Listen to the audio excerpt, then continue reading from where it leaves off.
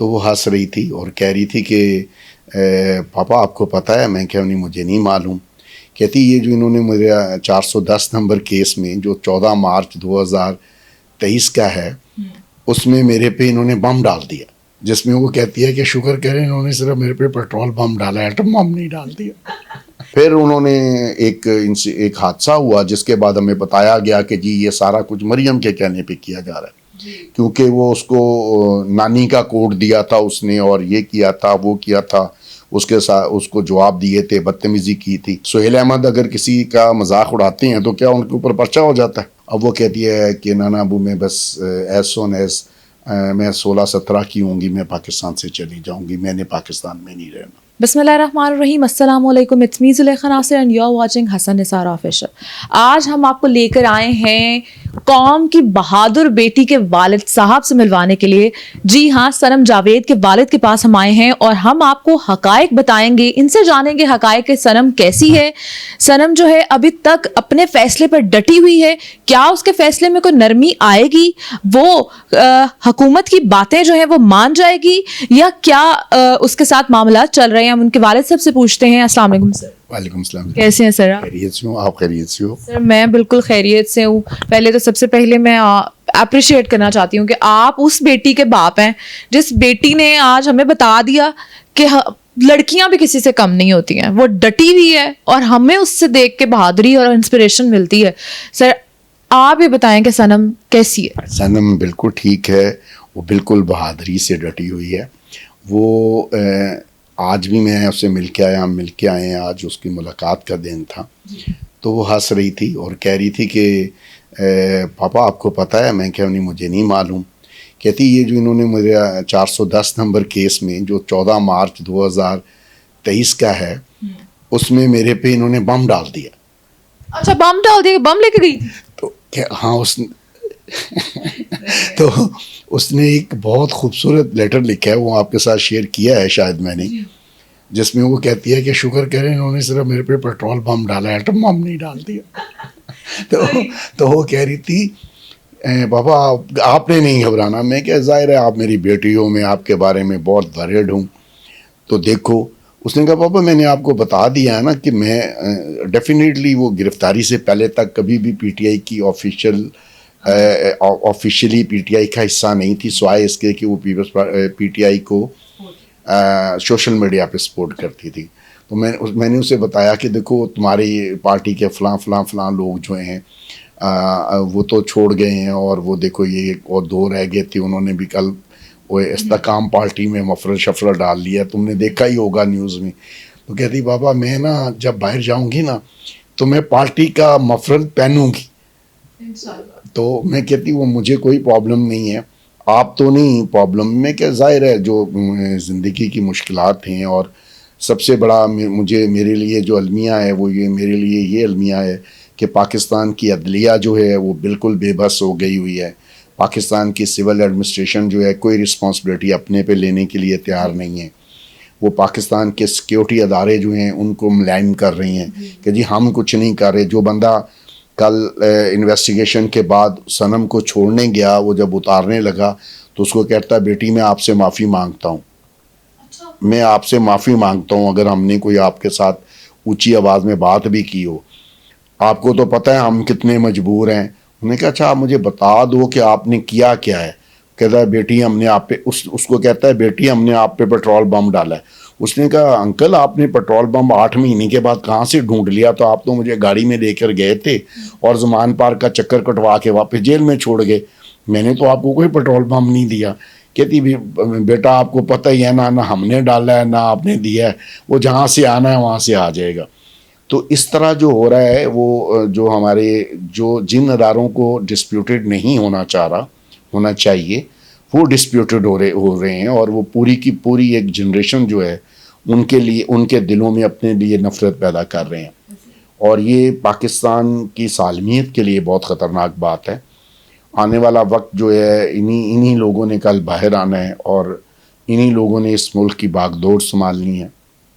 اگر ان کے دل میں کسی بھی انسٹیٹیوشنز کے لیے ایسی فیلنگز ہوں کہ وہ امپارشل نہیں ہیں، جن لوگوں کو امپارشل ہونا چاہیے اپنے اوتھ کے مطابق کسی بھی ادارے کو کسی بھی پولیٹیکل پارٹی کا حصہ نہیں ہونا چاہیے. نواز شریف جو ہے وہ اس ملک کی عدلیہ کی طرف سے ڈکلیئرڈ کیا ہوا مجرم ہے. آپ کس کیپیسٹی میں یہاں کے جو پولیس کے جو ہائی اپس ہیں وہ ان کو سلوٹ کرتے پھر رہے ہیں؟ کیوں گورنر ہاؤس میں بیٹھ کے پولیٹیکل میٹنگز ہو رہی ہیں؟ بدقسمتی یہ ہے کہ جو اس وقت سینٹر میں اور پنجاب میں جو نگران گورنمنٹس بنی ہوئی ہیں وہ امپارشل نہیں ہیں. اب سیاستدانوں کو بیٹھ کر یہ سوچنا چاہیے کہ یہ کیا ایک دوسرے پہ ٹرسٹ کریں گے یا ہمیشہ یہ اسٹیبلشمنٹ کے محتاج رہیں گے. کیونکہ جب بھی الیکشن کا وقت آتا ہے, جب کیئر ٹیکر گورنمنٹ بننے جاتی ہے, اسٹیبلشمنٹ اپنی مرضی کے بندے لاتی ہے, پھر وہ الیکشن کو کنٹرول کرتی ہے یا ریگ کرتی ہے. یہ کبھی بھی اس وقت تک یہ کیوں نہیں طے ہو سکتا کہ ہمارے ملک کا جو الیکشن کمیشن ہے وہ انڈیپینڈنٹ ہو, فلی پاورفل ہو. دنیا میں ساری بھارت پاکستان دنیا ایشیا میں ایک بڑی جمہوریت ہے, وہاں پہ گورنمنٹ چل رہی ہوتی ہے اور الیکشن کمیشن اپنا کام کر رہا ہوتا ہے. ان کے 18 یا جتنے بھی صوبے ہیں ان صوبوں میں ایک صوبے میں الگ الگ الیکشن ہو رہا ہوتا ہے. کسی کو کوئی پرابلم نہیں ہوتی, کوئی وہاں پہ ریگنگ الیکشن کمیشن یا اداروں کی سطح پہ ریگنگ کا تصور نہیں ہوتا ہے. ریگنگ ہوتی ہے وہاں پر بھی, پولنگ اسٹیشنز پہ سارے کینڈیڈیٹس کرتے ہیں, اپنے خریدتے بھی ہیں ووٹوں کو, ووٹرز کو اپروچ کرنے کے لیے مختلف قسم کی آپشنز بھی دیتے ہیں, لیکن ادارے ملوث نہیں ہوتے. اداروں کو بالکل امپارشل ہونا چاہیے, اب بھی ہونا چاہیے. اب ہمارے لیے المیہ ہے کہ ہم نے صنم کی 5 دفعہ بیل کروائی اور بیل ہونے کے بعد 2 دفعہ اس کو کورٹ کی پرائمیسز سے گرفتار کر لیا گیا, 3 دفعہ اس کو جیل کا سٹاف جو ہے وہ ایک طرح قیدی بنا کے لاتا ہے اور لا کے پنجاب پولیس کی جو پرزنر وین ہے اس کے سامنے اتار دیتا ہے. وہاں پہ 400-500 پولیس والے کھڑے ہوتے ہیں, کم از کم 2-3 درجن جو لیڈیز پولیس والی کھڑی ہوتی ہیں. وہ کہتی ہے اچھا جی آپ بتائیں میں نے کہاں جانا ہے. وہ اٹھ کے دوسری گاڑی میں اس کو بٹھا کے لے جاتے ہیں. تو پھر اگر ایسے ہی کرنا ہے تو پھر عدالتیں ضمانت ہی نہ دیں, تاکہ پہلے تو اس کو انہوں نے ایم پی او کے تحت بند کیا, اس پہ کوئی مقدمہ نہیں تھا. 9 مئی کا واقعہ ہو جاتا ہے, 10 مئی کو وہ اس کو بند کرتے ہیں. 10 مئی کے بعد ہمیں جب پتہ چلتا ہے کہ اس کو ایم پی او کے تحت بند کیا گیا تو ہم ہائی کورٹ چلے جاتے ہیں. ہائی کورٹ سے اس کا خاوند جا کے اس آرڈر کو کینسل کروا دیتا. جب میں اس کو 13 تاریخ کو لینے جاتا ہوں کورٹ سے, جیل کے بعد سے اسے اغوا کر لیتی ہیں. پھر وہ اس کو 5 دن تقریباً 13 تاریخ سے لے کے 17 تاریخ تک وہ اس کو چونگ تھانے میں رکھتے ہیں, غیر قانونی طور پہ, بغیر کوئی ایف آئی آر درج کیے, بغیر کچھ کیے. ہم لوگ ان سے کہتے رہتے ہیں بھائی کیا کر رہے ہو آپ, ہمیں بتاؤ کیوں رکھا ہوا ہے. جی ہم چھوڑ دیں گے, بس اوپر سے آرڈر آیا ہے اس کو پکڑنا ہے, اس نے بدتمیزی کی ہے سوشل میڈیا پہ. میں نے ان سے کہا کہ بھی اگر آپ کو سوشل میڈیا کی اس کے پرابلم ہے تو آپ اس پہ سائبر کرائم کا پرچہ کرو. اگر کسی کو تکلیف ہوئی ہے اس سے, پھر انہوں نے ایک حادثہ ہوا جس کے بعد ہمیں بتایا گیا کہ جی یہ سارا کچھ مریم کے کہنے پہ کیا جا رہا ہے, کیونکہ وہ اس کو نانی کا کوڈ دیا تھا اس نے, اور یہ کیا تھا وہ کیا تھا, اس کے ساتھ اس کو جواب دیے تھے, بدتمیزی کی تھی. تو میں نے کہا بھی اگر بدتمیزی کی تھی تو اس کا جواب تو یہ ہے کہ وہ اس کو ٹک ٹاک پہ یا جس طرح اس نے کہا تھا اسی طرح وہ تو اس کو جواب دے دیتی, اور انسٹیٹیوشن موجود ہیں وہاں چلی جاتی کہ جی میرے ساتھ بدتمیزی کی ہے فلاں اکاؤنٹ سے. ہوایور یہ سارا چل رہا تھا تو ہم ہائی کورٹ چلے گئے کہ جی اس کو غیر قانونی طور پہ کسٹڈی میں رکھا ہوا ہے. ہائی کورٹ نے جب آرڈر کیا کہ اس کو آئی جی کو بلایا کہ ان پرسن پیش ہو اور یا اس کو پیش کرو, تو اب جب آئی جی صاحب نے پیش ہونا تھا اس دن انہوں نے اس کو اٹھایا اور جناح والے کیس میں ڈال دیا. اب اس کا تو پیٹنا یہ ہے کہ میں سوشل میڈیا ایکٹیوسٹ ہوں, میں نے بہت سارے لوگوں کے ساتھ مزاحیہ پروگرام کیے, میں نے بہت سارے لوگوں کا مذاق بھی اڑایا. میں نے یہ سہیل احمد اگر کسی کا مذاق اڑاتے ہیں تو کیا ان کے اوپر پرچہ ہو جاتا ہے؟ تو یہ اگر اس طرح ہونے لگ گیا تو یہ ملک تو نہیں ہے پھر. اب پرابلم یہ چل رہی ہے کہ ہم 5 کیسز میں اس کی ضمانت کروا چکی ہیں, ایک کیس میں اس کو ڈسچارج کروا چکے ہیں, وہ پھر وہی ہیں. اور اب ہم نے یہ سوچا ہے کہ جو عدالتیں اپنے فیصلوں پہ عمل درآمد کرانے کی صلاحیت ہی نہیں رکھتی ہیں, ان کے پاس جانے کی ضرورت نہیں ہے. اب اگر یہ فیصلہ پاکستان کے کسی ایک ہی بندے نے کرنا ہے جو آج کل نواز شریف صاحب کے عشق میں مبتلا ہے, تو پھر اس کو جب خیال آ جائے گا تو اس وقت ریلیز ہو جائیں گی یہ. اور وہ کہتی ہے, اس نے کہا کہ بابا مجھے آپ ویسے ہی ٹینشن لے رہے ہیں, انہوں نے جو کرنا ہے انہوں نے اب اس کا کہنا یہ ہے کہ اس وقت اسٹیبلشمنٹ نواز شریف کو لانا چاہتی ہے اور عوام جو ہیں وہ اس کو دیکھنا نہیں چاہتے. اب یہ لڑائی اسٹیبلشمنٹ ورسز عوام ہے اور عوام سے اسٹیبلشمنٹ نہیں جیت سکتی. فائنلی اس نے ہارنا ہے اور وہ کہہ رہی ہے کہ میں اس کے ہار کا انتظار کروں گی, اس کے لیے چاہے مجھے ساری زندگی جیل لینا پڑے. بہت بہادر ہے, بہت بہادر ہے. اچھا سر, ان کے ہسبینڈ بھی جو ہے آپ بتا رہے تھے کہ جیل میں, اس کا ہسبینڈ کیسا المیہ ہے, پروفیسر ہے اسکین کالج میں, استاد ہے, اور وہ 17-18 سال سے لامز میں اور اس میں اسکین کالج میں سی اے ہے, لیکچر دیتا ہے CCI کی کلاسز کو.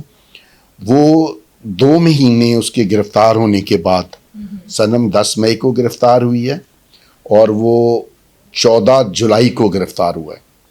وہ 14 جولائی تک جب وہ باہر تھا, وہ تمام اس نے پہلے جو ہائی کورٹ میں ریٹ کی MP آرڈر کینسل کروانے کے لیے, وہ اس نے کی. پھر جب اس نے ان لیگل حراست کی ریٹ کی, وہ عتیق نے کی. پھر وہ 2 مہینے یا 1 مہینہ اور 2 مہینے کے قریب وہ ATC میں اس کے تمام کیسز میں وہ پیروی کرتا اور روز آتا جاتا تھا. پھر اس کو اچانک ان کو خیال آیا کہ جی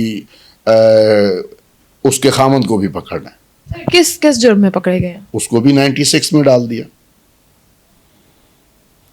مطلب ان سے کوئی پوچھنے والا ہی نہیں ہے کہ آپ کس بیسس پہ جو ہے ایک خاتون کو گرفتار کر رہے ہیں اور اس کے بعد ان کے ہسبینڈ کو گرفتار کر رہے ہیں, اور اس کے بعد مطلب وہ چاہتے ہیں کہ پیروی کرنے والا بھی کوئی نہ ہو.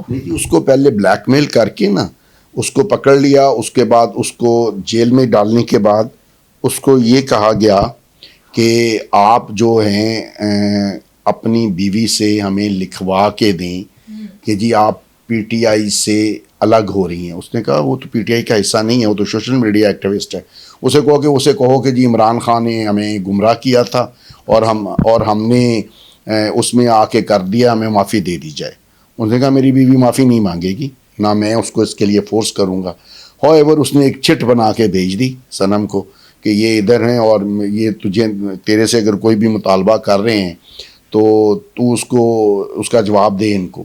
اس نے اس کے اوپر ایک کارٹون بنا کے اس کو واپس بھیج دیا. اس نے کہا کوئی بات نہیں, تم بھی باہر گرمی میں میرے پیچھے بھاگے پھر رہے تھے نا, اب تم بھی جیل میں بیٹھو آرام سے.